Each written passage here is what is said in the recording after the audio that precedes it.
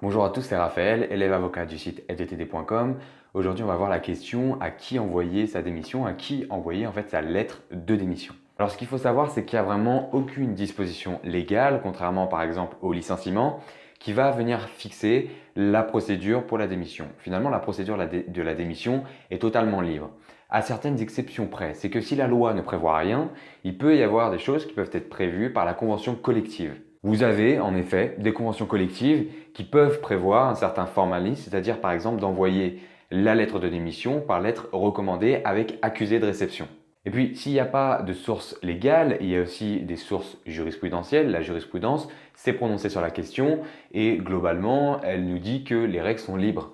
La démission peut être remise de manière orale ou de manière écrite. Ce qui nous amène à la question, à qui doit-on remettre la démission et est-ce qu'il faut faire une lettre de démission? Alors, est-ce qu'il faut faire une lettre de démission? On vient de voir qu'en principe, non, sauf si la convention collective prévoit des dispositions inverses. Alors, à qui la remettre?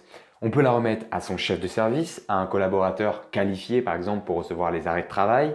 On peut la remettre à son supérieur hiérarchique. Bref, il n'y a aucune personne qui est spécialement désignée. Et même la jurisprudence est venue ajouter que peu importe que cette personne à qui on va remettre sa démission, peu importe qu'elle ait ou non reçu une délégation de pouvoir de la part de l'employeur. Mais alors comment on fait en pratique? En pratique, le but c'est de se ménager des preuves. Pourquoi il faut se ménager une preuve? Pour pouvoir déterminer avec précision le début du délai de préavis de sa démission.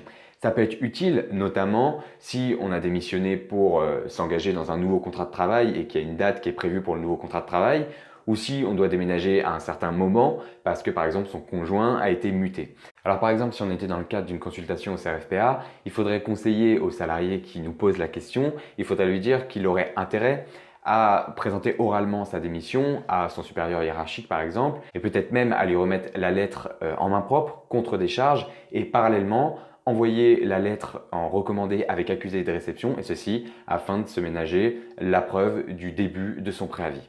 C'est tout pour cette vidéo, merci d'avoir regardé, bye.